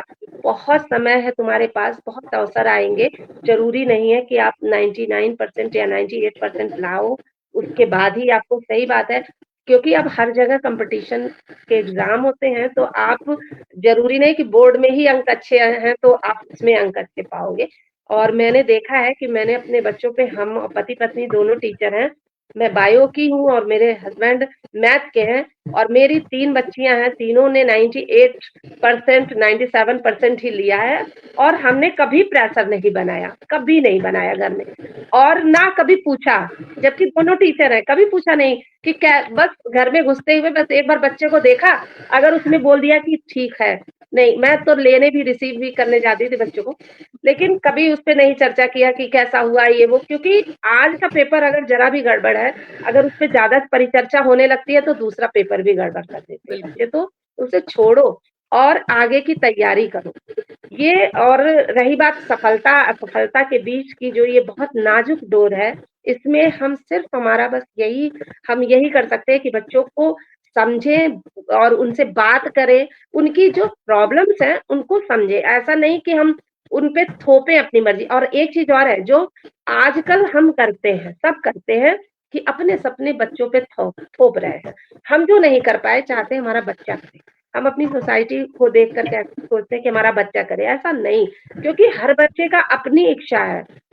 हम नहीं चाहते हम अपनी छोटी वाली बेटी को लिए सोचे कि तुम बीटेक कर लो, उसने बोला नहीं करना मुझे। मैथ से तीनों 12th की है, लेकिन वो सीधे बोल दिया मुझे नहीं बनना इंजीनियर मम्मी, मुझे नहीं बनना। तो हम लोगों ने बिल्कुल छोड़ दिया, ठीक है बाबा तुम्हें जो बनना है तुम बनो। तो हमने कभी भी मर्जी नहीं थोपी अपने बच्चों को। एक बार बोला जरूर कि क्या तुम्हें ये करना, नहीं करना छोड़ो। तो बच्चों को उनके अनुसार उनका लक्ष्य निर्धारण करना चाहिए। अगर ऐसा करेंगे तो कभी उन पे दबाव नहीं होगा, उसको वो मनोरंजक तरीके से पढ़ेंगे और सफलता अवश्य मिलेगी। और ये अंक नहीं तय करता है उनका भविष्य। इसलिए मैं तो यही कहूंगी कि सकारात्मक माहौल बनाना है घर में। बच्चों को सिर्फ यही समझाना, हम अपना दायित्व निर्वहन करें कि हम उन्हें अच्छा खिलाएं, घर में अच्छा माहौल दें, उनको किसी से तुलना नहीं करना, हमेशा पॉजिटिव वाक के बच्चों के सामने बोले उनका बच्चा ऐसा कर रहा है, इतना पढ़ रहा है, वैसा, ऐसा कुछ नहीं। और रही बात खेलने कूदने वाली बात, जैसे पूजा जी ने बताया, अगर बच्चा रेगुलर खेल रहा है तो बिल्कुल हाँ, समय थोड़ा कम कर दीजिए, लेकिन उन्हें मानसिक जो है उनका एक्सरसाइज बहुत जरूरी है, क्योंकि बहुत मानसिक तनाव में बच्चे रहते हैं। तो उन्हें ब्रेक मिलना चाहिए, जिससे स्वास्थ्य के साथ साथ उनका मानसिक स्वास्थ्य सबसे ज्यादा जरूरी है। तो थोड़ा सा एंटरटेनमेंट भी उनके जीवन में जरूरी है, अनावश्यक प्रेशर नहीं बनाना है। तो हमें लगता है हर बच्चा विशिष्ट है, जरूर सफल होगा, बस हम संयमित रहें उनके साथ और सहजता से पेश आए। बस मेरा यही मानना है। बहुत ज्यादा सबने बता ही दिया। नहीं, बहुत अच्छा आपने बताया अनीता जी। और आपकी बात को सुनते सुनते मुझे भी ख्याल आया कि एक बार हमारी ट्रेन थी उदयपुर के लिए निजामुद्दीन रेलवे स्टेशन से। तो इन जनरल हमारे यहाँ से पौना घंटा लगता है, लेकिन मैं 1.5 घंटा लेकर के, मतलब 1.5 घंटा पहले हम निकल जाते हैं घर से कि बाई चांस रास्ते में अगर थोड़ा समय लगे। तो उस दिन भी हम 1.5 घंटा पहले निकल गए थे। और लोधी रोड से निजामुद्दीन स्टेशन हार्डली 10 मिनट की दूरी पर है। लोधी रोड पे हमें थोड़ा ट्रैफिक मिला और हम कैब में थे, मुझे लगा कि अभी तो चल पड़ेगा, कोई बात नहीं। 2 मिनट बीतते, 3 मिनट बीते, 4 मिनट, 5 मिनट के बाद वो एंजाइटी लेवल बढ़ गया, प्रेशर बढ़ गया। और मैंने हस्बैंड को बार बार बोला कि उतर के देखो क्या हुआ। बट वो बड़े कूल थे, अरे यार कोई बात नहीं, कुछ हुआ होगा, अभी खुल जाएगा। करते करते 10 मिनट हो गए और मुझे पता था कि अभी हमारी ट्रेन निकल जाएगी। तो मैंने उतर करके किसी से पूछा और किसी को नहीं पता था, और वो लाइन लंबी होती चली जा रही थी, ट्रैफिक पूरा रुका हुआ था, मतलब बिल्कुल नहीं हो रहा था। और जब हमारी ट्रेन को सिर्फ 15-20 मिनट बचे थे और हमारा जाना बहुत जरूरी था, तो मैं हस्बैंड को बोल रही हूँ, वो भी उतर आए, अब उनको भी टेंशन होना शुरू कि भाई कैसे। तो मैं देखा तो फुटपाथ के ऊपर से बाइकर्स निकलते चले जा रहे हैं। तो मैं थोड़ा इस मामले में जल्दी एक्शन लेती हूँ, मतलब कि क्विक एक्शन होना चाहिए आपके। तो मैंने ना एकदम से एक बाइक वाले के सामने कहा, हेल्प प्लीज हमारी हेल्प करो, हमारी ट्रेन का टाइम हो गया। और हस्बैंड का जाना बहुत जरूरी था, हमें कोई बिजनेस डील थी। तो वो जैसे ही जाना भी 1-2 दिन के लिए था, तो ज्यादा सामान भी नहीं था, एक सूटकेस था। वो एक बाइकर ने जैसे ही रोका तो मैंने हस्बैंड को उस पर बिठाया, उनको सूटकेस से मैं कहा तुम तो निकलो, मैं देखती हूँ। तो पीछे एक और बाइकर आ रहा था, उसके साथ ही वो देख रहा था कि हम हेल्प मांग रहे हैं, तो उसने मेरे से भी पूछा, तो मैं भी उसके साथ 2 बाइक्स पे हम दोनों स्टेशन की तरफ, और वो गलियों में से हमें घुमाते उन्होंने बिल्कुल ट्रेन चलने के टाइम पर हमें स्टेशन पहुंचा दिया। तो ये प्रेजेंस ऑफ माइंड होना भी कि किस तरह से, ये भी पेरेंट्स के लिए बहुत ज़रूरी है कि अब मुझे लगता है जैसे ही सेंटर डिक्लेयर हुआ करे ना, तो सब जाके उस सेंटर तक पहुंचने का मेन रास्ता और एक आधा और भी ज़रूर पता करके रखें कि अगर कभी हम कहीं फंस जाएं तो किस तरह वहाँ पहुँच सकते हैं। ये भी शायद कहीं ना कहीं हेल्प करेगा। और हमारे साथ बहुत सारे लोग जुड़े हुए हैं, पहले उनके देखती हूँ कि पूजा श्रीवास्तव जी कह रही हैं बिल्कुल सही दिशा निर्देश। शैली त्रिपाठी जी कह रही है बहुत अच्छा कार्यक्रम। संगीता चौहान जी कह रही हैं बहुत सुंदर विषय और परिचर्चा। अवधेश कनौजिया जी हैं, वो कह रहे हैं सही बात। और संगीता चौहान जी ने कहा बहुत सही अनीता जी। और रागनी यादव जी कह रही हैं बिल्कुल सही कहा आपने अनीता जी। और शैली त्रिपाठी जी कह रही है बिल्कुल सही निर्णय लिया गया। तो इतने सारे लोग हमारे साथ जुड़े हैं, उन सबका दिल से धन्यवाद। कार्यक्रम में आज हमने बहुत सारी चीज़ें देखी कि हम किस तरह से बच्चों के एग्ज़ाम के प्रेशर को कम कर सकते हैं, पेरेंट्स क्या कर सकते हैं। लेकिन इसमें एक चीज़ अब हम ये देखते हैं कि सफलता जो हम हासिल करेगा कोई भी इंसान ज़िंदगी में, ऐसा कहा जाता है, साइंस ने भी प्रूव किया इसको, कि 20% आपका IQ लेवल जो है वो आपकी सफलता के लिए काम करता है। लेकिन उस सफलता को जारी रखना, मतलब आपका शीर्ष पे पहुंचना एक अलग बात है, लेकिन उस शीर्ष पे बने रहना, उसके लिए आपका इमोशनल क्वोशेंट जो है, यानी कि EQ, जिसके बारे में आजकल चर्चा होनी अब शुरू हो गई है, पहले लोग इस बारे में चर्चा नहीं करते थे, वो 80% काम करता है। तो अपने बच्चे को, जैसे मेरा हमेशा ये मानना है कि मैं अपने बच्चों को बोलती हूँ कि बेटा आप सफल बन जाओगे तो आपको कुछ समय के लिए दुनिया याद करेगी, जरूर याद करेगी, लेकिन आप एक अच्छे इंसान बन जाओगे तो आपको हमेशा याद किया जाएगा। तो अपने बच्चों को अपने एग्जाम के प्रेशर के साथ साथ उनको, क्योंकि बच्चे ना कई बार बड़े हिस्टेरिकल हो जाते हैं, मतलब उनको समझ नहीं आ रहा वो अपना मेंटल प्रेशर कैसे रिलीज करे, चीख रहे हैं, चिल्ला रहे हैं, और घर में भी कुछ पेरेंट्स के साथ लड़ रहे हैं, फ्रेंड्स के साथ भी, मतलब उनको खुद नहीं समझ आ रहा है कि उन्हें क्या हो रहा है। ये एग्जाम में बहुत देखने को आता है। तो मैं अब चलूंगी इस बारे में बात करने के लिए, हमारे गुरुजी आ गए हैं, प्राणेंद्र नाथ मिश्रा जी। तो गुरुजी मेरी आपसे ये रिक्वेस्ट है कि जितनी आपके पास नॉलेज, आपके पास अथाह ज्ञान का भंडार है, आप उम्र में, तजुर्बे में हर तरह से हमसे बड़े हैं, तो आपको क्या लगता है कि हम बच्चों को एक इमोशनल क्वोशेंट जो है उनका, उसको डेवलप करने में, हम उनके लिए IQ तो कर रहे हैं, IQ तो हमें पता है कि जनरली ऐसा कहा जाता है कि एक इंसान की जितनी IQ होती है उसका 80% वो 5 से 6 साल की उम्र तक अचीव कर लेता है, बाकी 20% उसका पूरी लाइफ धीरे धीरे चलता रहता है। लेकिन जो जी इमोशनली बिल्कुल बिल्कुल सही कहा आपने। सबसे पहले तो आप सभी को प्रणाम, नमस्कार। और शिक्षक यहाँ पर बैठे हुए हैं, तो शिक्षकों को तो हमेशा वो प्रणम्य होते हैं, इसलिए मैं प्रणाम करता हूँ शिक्षकों को। ये विषय बहुत ही संजीदा विषय है, इसलिए कि बच्चे चिंता नहीं करते, बच्चे बेफिक्र रहते हैं शुरू से ही। आप बचपन से देखिए, कोई बच्चा चिंता नहीं करता जब तक माँ उसके कान नहीं उमेटती। चिंता पेरेंट्स करते हैं, और जब वो चिंता करते रहते हैं, करते रहते हैं, बच्चा देखता रहता है, बच्चा पेरेंट्स से सीखता है, तो बच्चा चिंता करने लगता है। ये सबसे बड़ी बात है। ये हमने अभी हम एक हमारे एक फ्रेंड की एकेडमी, वहां में गया, तो वहां देखा, तो मैं बीच बीच में उनको हिंदी का थोड़ा गाइड कर देता हूं। तो हमसे कहा कि सर मैथ्स का क्वेश्चन, मैंने कहा ठीक है मैं देख लूंगा। सर इसको आप भूलिए, इसको हमने कहा आप चिंता क्यों कर रहे हैं, चिंता बच्ची को करने दीजिए। और फिर बच्चे से कहा बेटा जितना आता है उतना ही करना, ज्यादा मत करना। ये पहली सीढ़ी है। दूसरी सीढ़ी है, अंक से कोई बहुत बड़ा नहीं हो जाएगा। तो इसलिए बिल्कुल चिंता नहीं करने कि जितना आ रहा है, जो सरल है उसको पहले करो। जो कम अक्षर होते, कुछ क्या होता है, कभी कुछ लोग बच्चे कुछ है अपठित में पहले फंस जाते हैं। अब अपठित एक ऐसी चीज है कि जिसमें आप थोड़ा सा सोचना पड़ता है, बार बार उस गद्य को पढ़ना पड़ता है। CBSE में भी है, ICSE में भी है, बोर्ड वगैरह में भी आते हैं सब, उसमें काफी समय निकल जाता है। तो बाद के क्वेश्चंस वगैरह जो निबंध वगैरह आते हैं, दूसरे खंड में बाद में आते हैं, उनमें वो फंस जाते हैं। अच्छा, दूसरी और तीसरी बात ये है कि बच्चे अपनी लैंग्वेजेस को तो कभी ध्यान ही नहीं देते। वो यथा लिख रहे हैं कि जथा लिख रहे हैं कि तथा लिख रहे हैं, ये समझ में नहीं आता। ये मैं हिंदी की बात बता रहा हूं, बाकी लैंग्वेजेस भी इतना ध्यान देते हैं। मैंने कुछ बच्चों को देखा है कि मैथ्स बहुत पसंद करते हैं, मैथ्स और फिजिक्स, और SST से तो ऐसे कतराते हैं जैसे उनको सांप सूंघ गया। बल्कि हमने एक उसमें दिया था, किसी को हमने कहा बेटा इसका मुहावरा बताओ तुम, छाती पर सांप लौटना।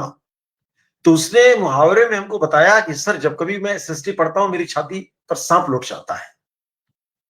माने ये उसके भाव थे, ये उसकी अंतरात्मा बोल रही थी, वो सब्जेक्ट उसको पसंद नहीं है। तो हमने कहा बेटा तुमको फिजिक्स में भी वो है तो 100 नंबर के रहा है, मैथ्स भी 100 नंबर का है, लेकिन एसएसटी भी 100 नंबर का है। इंग्लिश अगर 100 की है तो हिंदी भी 100 की है। तुमको बाद में नहीं पढ़ना, यहां तक तो पढ़ो। तो इस तरीके से इनका मनोबल बढ़ाने की जरूरत है, पेरेंट्स को बढ़ाने की जरूरत है। पेरेंट्स को बार बार ये कहने की जरूरत है, चिंता मत करो, जितना किए हो अच्छा किए, हम तुमसे अच्छा नहीं कर पाएंगे। इतना कह देना ही इनके लिए काफी मनोबल बढ़ाता है।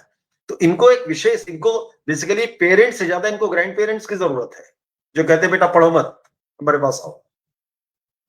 कुछ इस तरह का माहौल होना चाहिए बच्चों के साथ कि फ्री रहें, फ्रैंक रहें, स्वस्थ रहें। चिंता करते करते नाखून काटने लगते हैं वो सब। और आपने बिल्कुल सही कहा कि इमोशनल क्वेश्चन जो है वो उनका जो भावात्मक है, उनका अंक है, वो अभी आजकल के बच्चों में प्रेशर कुछ ज्यादा ही हो रहा है। हर तरह का कंपटीशन उनका हो गया है, हर तरह। अभी आप देखिए पूरे दिन पढ़ने के बाद वो ट्यूशन में चले जाते हैं। अब वो सवेरे की पढ़ाई, शाम की पढ़ाई खेलेंगे कब? थकने लगते हैं, परेशान हो जाते हैं, आंखें बंद होने लगती। बड़ी दया आती है ऐसे बच्चों पर किस तरीके से कर रहे हैं। तो मैं तो पेरेंट्स से गुजारिश करूंगा, कभी भी दबाव मत डालें। ये 10th क्लास 12th क्लास जो है वो बिल्कुल बेसिक सीढ़ियां हैं। 12th क्लास के बाद से शुरुआत होती है कि आपको कहाँ जाना है, क्या करना है। और हर फील्ड बराबर है, किसी फील्ड में ऐसा नहीं कि आप कोई बहुत ऊंचे उठ जाएंगे या नीचे गिर जाएंगे, ऐसा कुछ नहीं है। तो सबसे बड़ी बात है कि पेरेंट्स चिंता रहित हों, बच्चे पर दबाव कम दें, और जैसा आप लोगों ने कहा कि स्वास्थ्य पर ध्यान दें, अच्छा खाने को दें। एग्जाम से पहले कम से कम 8 घंटे 10 घंटे की नींद होनी चाहिए। और मैथ्स के और संस्कृत के एग्जाम से पहले कम से कम 10 घंटा 12 घंटा पहले से पढ़ाई छोड़ दें,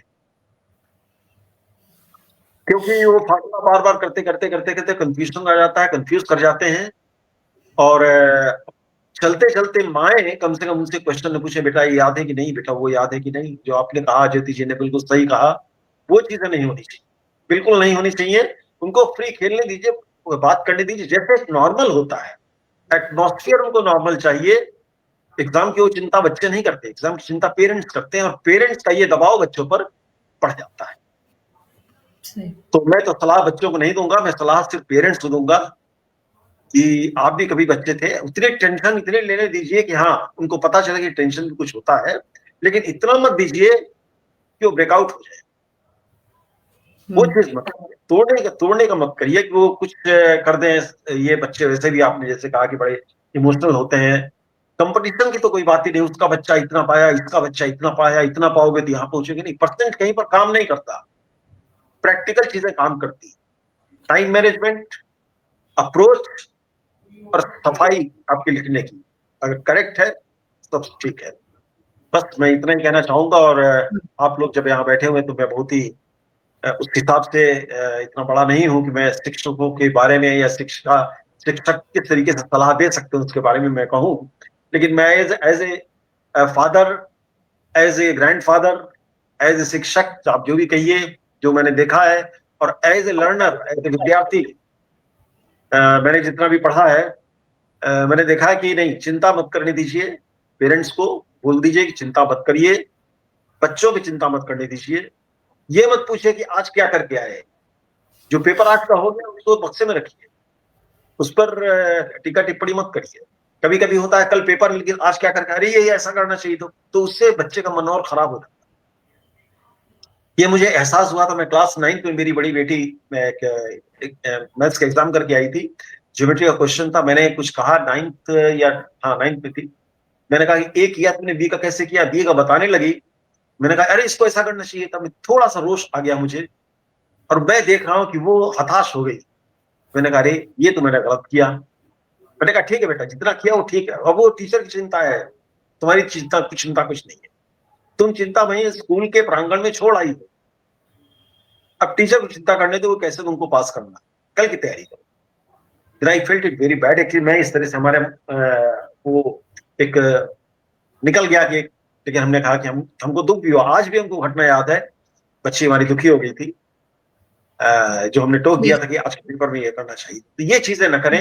एग्जाम हो गया है, जो हो गया है उस पर टीका टिप्पणी न करें। आगे ये चीज बहुत सही कहा सर आपने। अब मैं आप लोगों से ना, अब हमारे साथ 4 टीचरें हैं, जी। और मैं चारों से एक सवाल पूछना चाहती हूँ क्योंकि हमारा समय तो हो चुका है, मगर मैं अब लम्ही ज़िंदगी के मैं एक संचालिका के रूप में आप चारों टीचर से एक ही सवाल करूँ, उसमें आप छोटा-छोटा उसका जवाब दीजिएगा, कि हमारा समय हो चुका है, कि सवाल ये है कि जो सीबीएसई ने चेंज करा है कि 2 बार पेपर होने हैं, क्या आपको लगता है सही है? और दूसरा सवाल है कि जो सीबीएसई ने बोला है 12th के पेपर ऑनलाइन चेक होंगे, क्या ये सही है? तो इसके लिए मैं पहले ज्योति जी आपसे पूछती हूँ, फिर सोनिया जी आपके पास आती हूँ।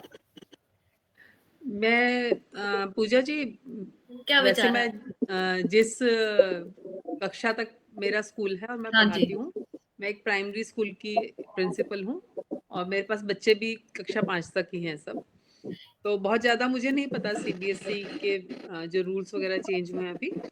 लेकिन हाँ, इस बारे में मैं ज़रूर कह सकती हूँ ऑनलाइन जो एग्ज़ाम चेक होगा कि ये गलत एक निर्णय है। मतलब ठीक है, डिजिटल इंडिया की बात ज़रूर हो रही है, लेकिन जैसा हम अभी भी देखते हैं, हमारे पास ज़्यादातर बच्चे जो हैं वो गवर्नमेंट स्कूल्स में पढ़ने वाले हैं। पब्लिक स्कूल में जाने वाले बच्चों की संख्या अभी भी हो सकता है बढ़ रही है, लेकिन घर में बच्चों के पास या पेरेंट्स के पास हर वक्त मोबाइल या डाटा या लैपटॉप अवेलेबल हो, ये ज़रूरी नहीं है बिल्कुल भी। हम भी जब अपनी स्कूल दिल्ली में पॉल्यूशन के चलते अभी काफ़ी टाइम तक स्कूल बंद रहे, 1.5-2 महीने तक, तो पेरेंट्स के पास नहीं होता और वो सुबह उनको काम पे जाना है, तो वो 9 बजे तक सिर्फ हमारी वेट कर रहे होते थे कि मैडम आप 1 घंटे की क्लास ले लो, हमें जाना है काम पर। 9 बजे के बाद हम क्लास लेते थे तो मैक्सिमम बच्चे क्लास नहीं ले पाते थे। तो ऐसे में बच्चों को या तो प्रॉपर सिस्टम एक दिया जा रहा हो कि हर स्कूल में बच्चों को एक लैपटॉप या एक वो मैकबुक काइंड ऑफ कुछ दिया जा रहा है, टैब दी जा रही है और बच्चे उसके ऊपर प्रैक्टिस कर रहे हैं एग्ज़ाम की, उसके साथ कनेक्ट करके कर रहे हैं। जब इसीलिए शायद अभी तक दिल्ली में नई शिक्षा नीति जो है वो लागू नहीं हो पाई अभी तक, क्योंकि उसमें जितने भी रिकमेंडेशन है, जिस तरह का इंफ्रास्ट्रक्चर हम लोगों को चाहिए, वो अभी अवेलेबल नहीं है। तो हरी सर ने हाथ उठाया, शायद वो ज़्यादा अच्छे से बताएंगे कि सीनियर सेकेंडरी स्कूल में सोनिया मैम, ये सब सीनियर सेकेंडरी स्कूल वाले ये बता जी, सकते जी। हैं। To add on, I just want to say 2 major changes हुए, एक 10th के लिए और एक 12th के लिए। 10th के लिए 2 पैटर्न हो गए एग्जाम का, 2 बार देने होंगे। ये स्ट्रेस को कम करने के लिए ही है, क्योंकि बच्चा कई बार बीमार भी होता है, पेपर छूट भी जाता है, तो सीबीएसई ने उन बच्चों को एक और मौका दिया है टू परफॉर्म बेटर। तो I think this is a better taken step taken. और जो 12th में, हाँ, 12th की जो मैं बात करूंगी, मैंने खुद, हमारी ट्रेनिंग चल रही है, सीबीएसई की ट्रेनिंग चल रही है, और टीचर्स को लैपटॉप्स पे कैसे चेक करें करवाया जा रहा है। ये बहुत ही अच्छा है। क्यों अच्छा है? क्योंकि अगर हम मैनुअल चेक करते हैं, मैं जाती हूँ सीबीएसई चेकिंग के लिए मैनुअली, देखो हम भी ह्यूमन बींग्स है, हमसे भी एरर होते हैं। जो पोस्टिंग होती है उसमें कई बार 2 की जगह 4 लग जाए, मैनुअली 4 की जगह कुछ क्वेश्चन रह भी जाते हैं। लेकिन इस बार का जो सिस्टम है ना, इतना अच्छा, इतना बढ़िया है कि जब तक हर एक क्वेश्चन पे मार्क्स नहीं चढ़ेंगे और करेक्ट मार्क्स नहीं होंगे, मतलब कंप्यूटर अपने आप वो टोटलिंग कर रहा है, हमें कुछ नहीं करना है। The totalling is being done by the computer itself. तो जो स्कैन होकर हमारे पास आंसर शीट आएंगी, हमें वो बस दिख रहा है, हमें सिर्फ मार्किंग करनी है, कंप्यूटर अपने आप टोटल कर रहा है। अगर उस शीट में कोई भी क्वेश्चन रह गया है, कहीं पर मार्क नहीं हुआ है, कोई पेज हमने नहीं देखा है, क्योंकि लास्ट में भी जो पेजेस रह जाते हैं उसमें ब्लैंक पेज लिखना है, तो वो शीट सबमिट नहीं होगी। तो ये बच्चों के लिए बहुत अच्छी चीज है। दूसरी चीज ये है कि मान लीजिए एक बच्चे, जैसे मैं ही हूँ, मैंने क्वेश्चन नंबर 14 एक बार पहले लिख दिया, जो मुझे नहीं आया और मैंने आधा छोड़ दिया। चॉइस होती है कुछ क्वेश्चंस में, लेकिन फिर मुझे दूसरा क्वेश्चन आ गया और मैंने दोबारा लिख दिया, वो पूरा आता है। तो अगर बच्चे ने एक ही क्वेश्चन जिसमें चॉइस है 2 बार लिखा है, तो कंप्यूटर जिसमें ज्यादा अच्छा किया है, जिसमें ज्यादा नंबर आया, वो वाले मार्क्स ऐड ऑन करेगा। तो ये बच्चे के लिए ही बहुत अच्छा है सिस्टम। टीचर्स के लिए तो थोड़ा सा हेक्टिक भी है, चेक करना भी और ट्रेनिंग का पार्ट भी, लेकिन बच्चे को ही इम्पोर्टेंट एक्सपेक्ट देखते हुए, बच्चे को ही बेनिफिट देते हुए सीबीएसई ने 2 किए और बहुत अच्छे हैं ये। तो मुझे लगता है आने वाले टाइम में और भी जो चेंजेस आएंगे वो बच्चों को लेकर ही, ताकि उनकी स्ट्रेस लेवल कम हो सके। Meanwhile, to add on, I just want to say, हमें ग्रेटिट्यूड में रहना है, पेरेंट्स को भी और बच्चे को। ग्रेटिट्यूड में शुक्राना करना, हर पल का शुक्राना करना, इसी से पॉजिटिव वाइब्स आएंगी। गीता में भी क्या, कर्ता नहीं बनना है, बच्चे ने जितना कुछ कर लिया है ना, बहुत कर लिया, लास्ट में उसे सिर्फ समर्पण करना है भगवान के प्रति। हे ईश्वर, मैंने इतना कुछ कर लिया है, अब तेरे हाथ में है मेरी नैया। बच्चे अभी भी देखा आंसर शीट में राम राम लिखते हैं, जय गुरु जी लिख देते हैं, जय माता दी लिखते हैं। तो उनका जो विश्वास है ना पेरेंट्स से बढ़कर भगवान के ऊपर होता है कि हमारी नैया हम भगवान।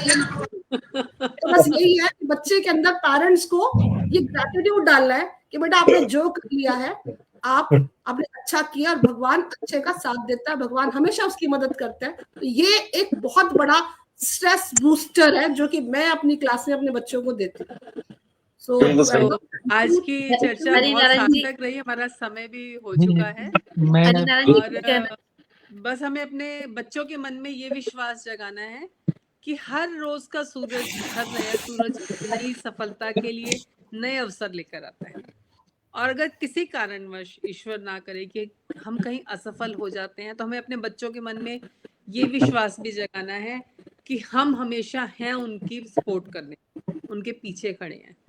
जब हमारे बच्चों के मन में ये विश्वास होगा कि हम उनके साथ हैं, तो जिंदगी में उनके साथ कहीं कुछ गलत होगा भी तो वो सबसे पहले आप ही के पास आए, आप ही को बताएं कि मेरे साथ ये हुआ, और आप उसे समझाएं, उसे आप डांट भी सकते हैं, लेकिन पहले आपने उसे हमेशा गले लगाना है। सब पेरेंट्स से मेरी यही रिक्वेस्ट है कि आप अभी अपने बच्चों के लिए वो वाले दादा दादी बन जाइए जो कल आने वाले समय में आप उनके बच्चों के लिए बनेंगे। बिल्कुल सही। एज ए पेरेंट्स मैंने भी बहुत गलतियां की हैं, और अब मैं सोचती हूँ, वाकई मैं भी ये सोचती हूँ कि कल को जब मेरे बच्चों के बच्चे होंगे तो मैं उस वक्त ये गलतियां अपने बच्चों को नहीं करने दूंगी। तो अपने बच्चों के लिए और खुद के लिए भी उतने कठोर मत बनिए कि हम खुद को ही जज करने लग जाएं, हमें खुद ही अपने ही पालन पोषण पे शक होना शुरू हो जाए। तो जिंदगी का एक हिस्सा, एक अहम हिस्सा है बोर्ड के एग्जाम, लेकिन वो पूरी जिंदगी नहीं है। तो आराम से, शांति से, प्यार से, ग्रेटिट्यूड से रहते हुए, ईश्वर का धन्यवाद करते हुए, और आज मैंने 4 लाइनें लिखी हैं आप लोगों के लिए, और मैंने सबको जोड़ा है। मुझे मैंने देखा नहीं जी, ईशा जी को देखा नहीं मैंने, रानी को भी नहीं देखा, तो फिर भी मैं बोल रहा हूँ, थोड़ा जल्दी में हो गया हूँ, इसलिए गलती भी हो सकती है। तो मैं इस मंच को समर्पित करते हुए, आप सबको समर्पित करते हुए, बच्चों को समर्पित करते हुए, बच्चों के माथे पर चिंता है इम्तिहान की पहली घड़ी, बच्चों के माथे पर चिंता है इम्तिहान की पहली घड़ी। अब तक घर स्कूल में सब करते शरारत बड़ी बड़ी, अब क्या उपाय करना होगा जिससे न चिंता हो कोई, अब क्या उपाय करना होगा जिससे न हो चिंता कोई। माँ बाप भी टेंशन ना लेवे, तकदीर न हो सोई सोई, बस इसे बताने की खातिर शिक्षक शिक्षिका यहाँ आए, बच्चों का मनोबल बढ़ता रहे इस बात को वे हैं बतलाए।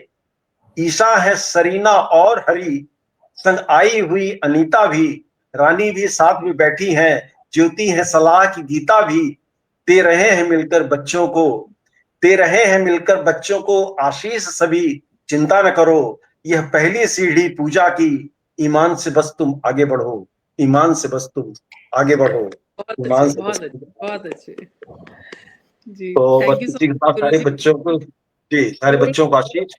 पूरी परिचर्चा को आपने अपनी कविता में समेट लिया, पूरी परिचर्चा को एक निष्कर्ष प्रदान कर दिया आपने सर, बहुत बढ़िया। और मैं उम्मीद करती हूँ कि हमारी ये चर्चा दूर दूर तक जाए, सब लोग जी, बहुत अच्छी चर्चा जो है शेयर करें। बहुत सार्थक चर्चा रही और बहुत कुछ जानने और समझने को मिला। और मैं सोचती हूँ जब हम आपका संचालन भी बहुत अच्छा रहा, इसमें कोई शक नहीं, बिल्कुल नपे तुले शब्द, और एक टीचर के हिसाब से आपने क्या क्वेश्चन किया, क्या आंसर दिया, और आप सब बिल्कुल दिग्गज जो बैठे हुए हैं, इतने सालों का एक्सपीरियंस आप लोगों के पास। तो ये एक लेसन है, ये एक पार्ट है, ये टीचर्स का ये एक पार्ट है जो पेरेंट्स के लिए है, बेसिकली बच्चों के लिए नहीं है। आज का जो आज की चर्चा पेरेंट्स के लिए बेसिकली। बिल्कुल बिल्कुल सर, आज पेरेंट्स के लिए ज्यादा जरूरी था। और सच में ज्योति जी बहुत अच्छा संचालन, बहुत सधे आपके सवाल, बहुत ही बढ़िया, बहुत धन्यवाद। आप सबका बहुत सभी को प्रणाम, और सबने इतने अच्छे सार्थक विचार दिए, सभी को प्रणाम। Thank you so much. नमस्ते, शुभ रात्रि सब। शुभ रात्रि। शुभ